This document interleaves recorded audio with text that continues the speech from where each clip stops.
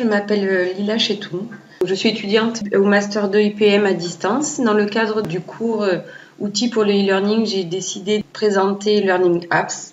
C'est un exerciceur en ligne. Il permet de faire des petits modules interactifs, la possibilité de créer une application, donc un exercice, ou de modifier un exercice existant, soit enlever une partie, soit en rajouter une. Il permet de créer une grande diversité d'exercices et il est facile d'utilisation.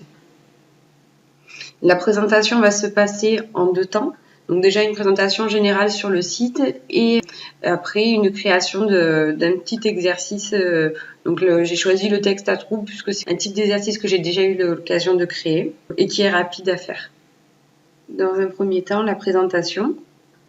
On voit l'adresse internet du site, c'est learningappsattaché.org. Vous pouvez avoir ce site en plusieurs langues, donc souvent il est en anglais, donc pensez peut-être à le mettre en français si vous préférez que tout soit traduit en français.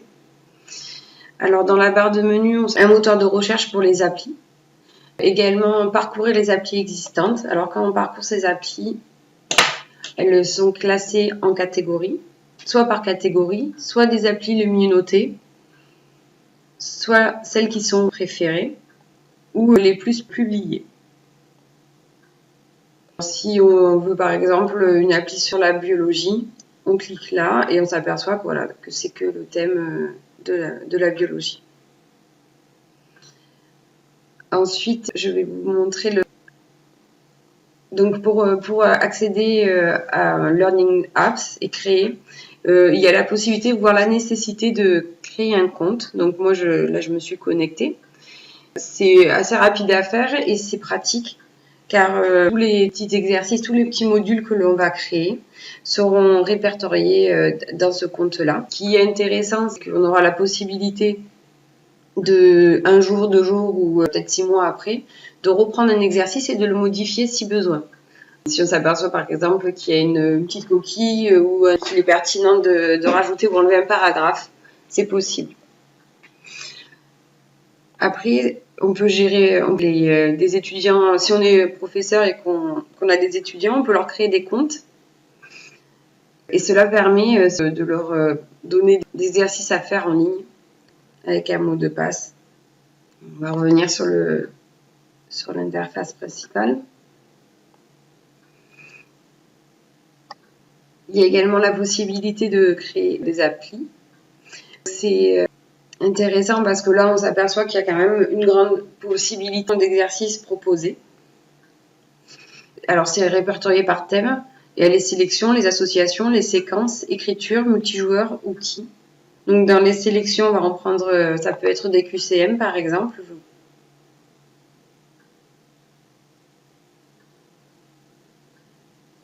Bon, voilà, j'en prends un au hasard. Là, il y a toujours une consigne qui est donnée au début des exercices. Donc là, il s'agit des quiz. On voit que c'est quand même assez classique comme présentation. Après, il y a des associations. Je vais mettre un exemple. Souvent, d'associer une image ou un son à un texte, ça dépend. Donc, grille d'association, classé par paire. Donc voilà, on va voir un exemple classé par paire. Donc là, il s'agit donc associé à chaque drapeau à son pays. Donc là, c'est des bandes audio. On va écouter. Canada. Donc là, c'est le Canada. Donc on met sur le... Et voilà, c'est associé. Ainsi de suite. J'en profite, alors je vais peut-être pas tout montrer parce que je manque de temps. Donc là, si on veut créer une appli, donc se baser sur cette appli-là, mais juste la modifier, peut-être enlever un drapeau, un pays ou pas, c'est possible. Donc vous voyez, on arrive sur la base de l'exercice avec associe donc la consigne qui est marquée ici, le titre de l'appli un peu plus haut. Là, on voit qu'il y a été par paire. Donc la paire 1, on a le drapeau avec le son audio. Donc voilà. Après, il y a la possibilité d'effacer. Par exemple, là, je voudrais mettre plutôt un texte. C'est possible. à la place du son audio. Voilà. Donc voilà, on peut ajouter un élément, voilà, vous voyez. Donc là, il y a la possibilité de mettre une image et après soit un texte, soit un speech ou une vidéo. Ensuite, donc le feedback, c'est une fois que tout a été trouvé, qu'est-ce qui est annoncé, super, tu as trouvé la bonne solution. Et une aide éventuelle, donc là, ça n'a pas été rempli. Donc aperçu de l'appli, bon, ça, on va retrouver ce qu'on a fait, j'ai pas tellement modifié. Et là, on peut l'enregistrer et ça tombe sur notre compte. Alors maintenant, nous allons passer à la deuxième partie de la présentation. Et je vais vous montrer, donc on a vu qu'il y avait plusieurs possibilités de jeu, donc le pendule, au croisé, même je ne les ai pas montré, mais il y a également la possibilité de faire une frise. Il y a des outils, et les outils, Mindmap, ces outils-là, je pense que je ne vais pas revenir dessus parce qu'on aura des sites qui seront spécialisés dedans et peut-être qui seront peut-être plus pertinents. Moi, ce que je voulais faire avec vous, donc dans un deuxième temps, c'est créer une application. Donc, je pensais au texte à trous, c'est quelque chose de très simple et rapide à faire. Alors, on va voir que sur chaque étape de la création, on est guidé. Donc, on agit dans les rectangles bleus qui sont ici. Et après, au-dessus, il y a une consigne ou un titre qui est présenté. Donc là, on va mettre test IPM.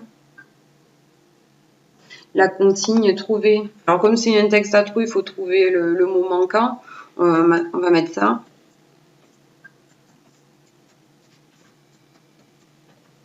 Voilà. Pour le type de tâche, alors il y a deux possibilités. Il y a soit le faire donc avec un menu déroulant ou compléter. Donc laisser la personne compléter la réponse manuellement. Donc nous on va laisser choisir dans la liste. On peut mettre un texte en tête ou un son audio, une vidéo.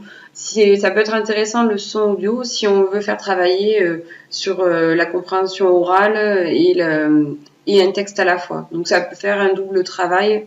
Donc le texte à trous est à faire dans ce rectangle-là. Donc je vais prendre tout simplement ce paragraphe. Et je vais le mettre ici. Pour choisir les espaces à compléter, il suffit juste d'enlever le mot correspondant, de faire le tiret. Donc là, comme c'est l'espace 1, on va mettre 1 et remettre un tiret. Et là, au plus bas, il y a l'espace du trou 1. On va mettre à quel mot ça correspond. Pareil, donc on va en faire 3 comme ça. Proposer. On va mettre ce mot-là. Donc là, c'est vraiment histoire de voir comment ça fonctionne. C'est pas trop sur le fond pédagogique que je me base. Donc là, proposer. Alors, réponse.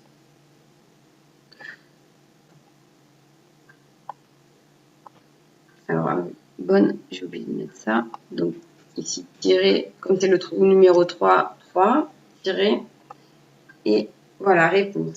Ah, si par exemple, vous avez envie de dire, ah mince, je voulais mettre un mot plus haut, vous pouvez quand même le mettre. Il n'y a pas de souci. Donc là, c'est le trou numéro 4. Vous pouvez quand même le rajouter et ça ne va pas poser de problème dans la chronologie. C'est juste là pour faire correspondre un espace à un mot. Donc voilà, j'ai rajouté un mot pour vous expliquer ça. Donc automatiquement, il vous propose, au niveau du feedback, il vous propose bravo, tout est correct. Vous pouvez mettre juste super ou voilà par exemple. Et ça marche aussi. De base, l'arrière-plan est blanc. Mais si on veut rajouter une image ou un fond, il faut juste télécharger ici. On a la possibilité de mettre une aide. Là, je vais pas le faire, c'est très simple. Et voilà, donc on a la tâche ici, IPM. Donc, trouver le mot manquant, donc c'est ce que j'avais mis. Le titre ici, test IPM. Et les 4 espaces avec les mots manquants. Donc là, sélectionner. Je vais, donc on voit que la réponse est bonne. Ensuite, je vais mettre une fausse réponse, comme ça, les bonnes, donc choisies. là ça va pas. Ce qui est intéressant, c'est qu'on ne nous propose pas direct la bonne réponse. C'est vraiment à l'élève de chercher, ce qui le pousse à aller jusqu'au bout de l'exercice, à le faire plusieurs fois et qu'il soit pas bâclé en 5 minutes, quoi. On va pas mettre tout au hasard et avoir la bonne réponse. Après, on peut enregistrer. Donc, si on veut modifier parce qu'on s'aperçoit, c'est toujours possible. Mais ça, comme je vous l'ai dit, c'est possible même une semaine ou 5 mois après. Donc là, je viens d'enregistrer mon application, donc test IPM, qui est donc enregistré sur mon compte. Et là, on voit pour le publier, pour le partager. Il y a soit la possibilité d'envoyer par mail ou sur une plateforme le lien, donc qui nous fera tomber soit sur le site internet ou afficher le module en plein écran. Donc avec ce deuxième lien qui figure ici. La possibilité de faire un SCORM, et ça je trouve ça vraiment super. Un SCORM, ça peut être utile pour enrichir une plateforme de formation comme Moodle par exemple, ou même avec la fonction site embarqué, enrichir un module scénario. La présentation se termine ici. J'espère que ça va vous aider, que j'étais assez claire. Je vous remercie.